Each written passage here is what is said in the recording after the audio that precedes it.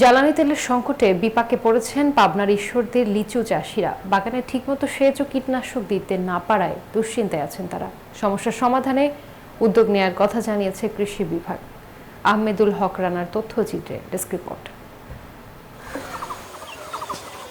লিচুর রাজধানী হিসেবে খ্যাত পাবনার ঈশ্বরদী, এখানে এখন সবুজ মুকুল আর গুটিতে পরিপূর্ণ প্রতিটি বাগান।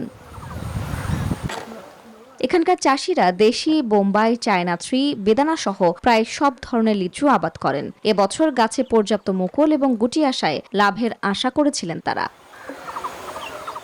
কিন্তু জ্বালানি তেলের সংকটে এখন তাদের কপালে চিন্তার ভাঁজ।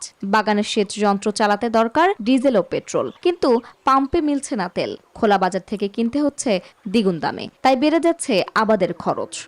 গত 2 বছর তুলনায় এই বছরে মাশাআল্লাহ অনেক ফুল এবং মুকুল দিয়েছে। মূল সমস্যা আমাদের তেল সংকট, আমরা পেট্রোল পাচ্ছি না, পানি সেচ দিতে পারতেছি না, এজন্য খুব বিপদে আছি আমরা। গুটি থেকে পরিপূর্ণ লিচু হওয়ার এখনই সময়, তাই প্রয়োজন সঠিক পরিচর্যা, বলছেন চাষিরা। তেলের সমস্যা, পেট্রোল নেই, মনে করেন আমার খুব যন্ত্রণা হচ্ছে। তেল সংকটের কারণে আমরা গাছে বীজ স্প্রে করতে পারতেছি না, মেশিন চালাতে পারতেছি না।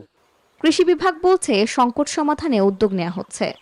কোনোভাবে যেন কৃষক তেল নিতে বঞ্চিত না হয়। প্রকৃত কৃষকদের আমরা স্লিপ দিচ্ছি এবং পাম্পে যেহেতু কৃষি বিভাগের লোকজন ট্যাগ অফিসার হিসেবে নিয়োজিত থাকবে, সেই ক্ষেত্রে কৃষকরা পরিচয় দিলে তারা জ্বালানি তেল প্রাপ্তিতে সহজ হবে। এবছর পাবনা জেলায় 4,623 হেক্টর জমিতে 34,868 মেট্রিক টন লিচু উৎপাদন লক্ষ্যমাত্রা ধরা হয়েছে। Desk report, news 24।